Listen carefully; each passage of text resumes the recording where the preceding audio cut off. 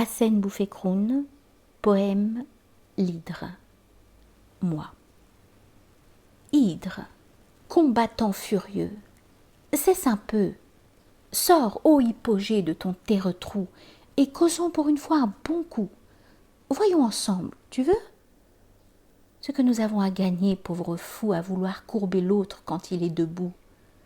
Ne pouvons-nous pas nous entendre, et main dans la main édifier un monde équilibré, où tu te trouveras et où je me trouverai? Ah, allez, viens, là, de ta main humide, prends la mienne si tendre. Vois, ne pourrions-nous pas à long terme planifier notre cohabitation sans se nuire comme des enragés? D'où est née l'idée que la survie de l'un est conditionnée par la suppression de l'autre? Et d'où vient que nous sommes ennemis de création? Mélangeons nos deux mondes en commun, le tien dans le mien dans le sous-sol où tu te vautres, et avec l'ensemble de nos forces opposées, créons. Mais je vois tes yeux haineux s'assombrir à mes propositions. Ne te fâche pas, j'ai dit partageons, aussi propose. L'autre. Ô exécrable opposé, crève toi et ta naïveté. Parfois, moi, le caché dans ton intérieur en ma possession, et qui te connais jusqu'à tes plus intimes poses, je m'étonne malgré ma présence dans tes pensées hantées. De ta foi vaine et utopique à l'extrême, ce qui me déroute bien souvent lorsque je crois apercevoir la porte de ton esprit menant à la pente, de ton anéantissement dans ton propre anathème. Ce sont toujours ces espoirs insensés que te redonne la foi, et par elle la maudite racine fortifiante. Tu tiens encore, crois-moi, tu ne fais que retarder mon monde, bâti sur la subtile cruauté, au froid calcul et aux ouvertures de liberté, et en la pente inclinée aux abandons endiablés, dans le carnage de la vertu et dans le vice alimenté par les flagellants plaisirs redressant les désirs fouettés, sans cesse stimulé par ces coups sensuels de douleur. Es-tu pas tenté par ce joyeux toboggan? Laisse-moi vivre par toi, laisse-moi l'initiative de ton destin, ouvre-moi la chair de ton enfantin cœur. Laisse-moi conduire, lâche le volant, et ne fais plus que regarder les chemins qui s'activent. Vers ton gai repos perpétuel, retraite délicieuse. Je te vois déjà t'assoupir. Il est plus simple, n'est-ce pas, d'admettre qu'on ne peut assumer sa vie. Ouvre la chair de ton cœur, ton âme frileuse et gueuse t'abandonne. Moi. Ah, mon âme, redresse-toi, le temple de ton cœur ferme-le à ce sinistre appel d'envie. Et toi, démon, il faudra bien que je te détruise si la foi me donne le goût de l'exploit d'exister.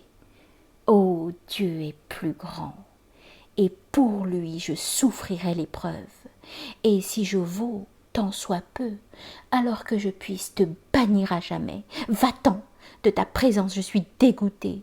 Une fois de plus de ton but j'en ai la triste preuve. Je sais qui tu peux être. L'autre. En es-tu sûr? Regarde le sage.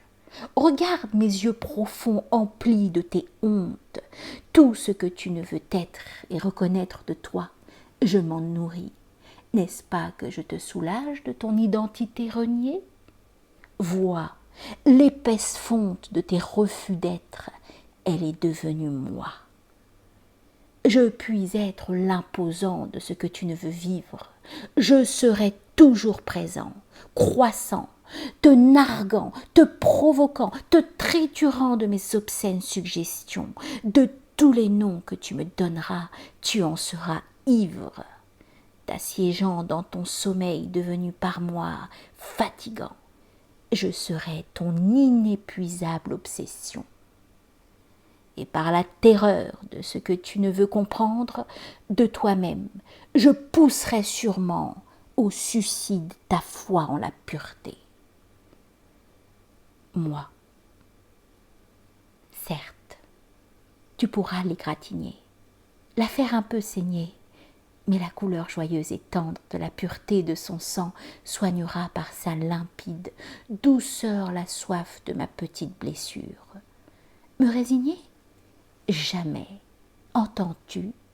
Sans cesse tu veux me faire croire que tu détiens les clés de ma destruction irrémédiable. Qu'attends-tu alors? Peut-être ma complicité. Mais que gagneras-tu? Et quelle gloire pour toi à ce que je m'anéantisse en toi, horrible diable? Mais non, je t'abattrai, mon âme positive, aimée. Je ne veux pas ta perte. Relève-toi, guerrière endormie. La forteresse de ton âme est assaillie.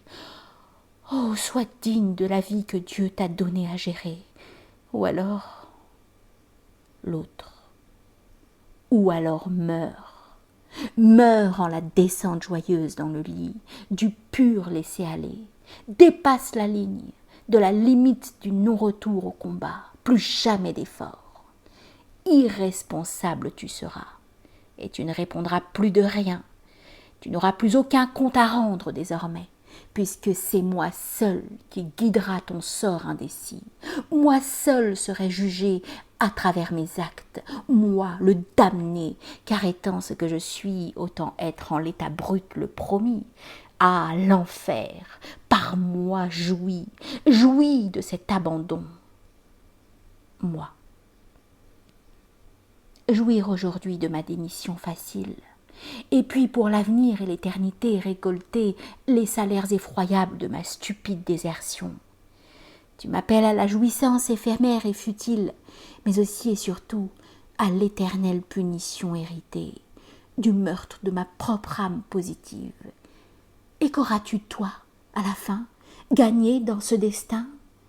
Souffrir les tortures et les humiliations à tout jamais, justifier sans retour la colère de Dieu et sa vengeance définitive. Est-ce là ton fatal désir diaboliquement certain? Et pour atteindre ce monstrueux but, tu tiens désormais à me désespérer et à me faire croire que le bien n'est qu'hypocrisie, que la vertu n'existe pas, que le mal et le vice seuls sont vivants, sincères et générateurs de bonheur. Mais vois, je reste malgré toi ce que je suis. Oh oui, je crois au bien. Tu me veux seul, mais j'aurai assez d'énergie pour garder l'horreur et le refus de me pencher vers la descente de tes noirs desseins. Et pour te chasser, toi, te bannir de ma vie, de mon existence. L'autre, me bannir, mais il faudrait d'abord que tu règnes. Et ne vois-tu pas ce règne capricieux et incertain, souvent penché plus vers moi? J'ai la patience et l'exigence. Et puis, souviens-toi, je suis l'hydre issu de tes veines.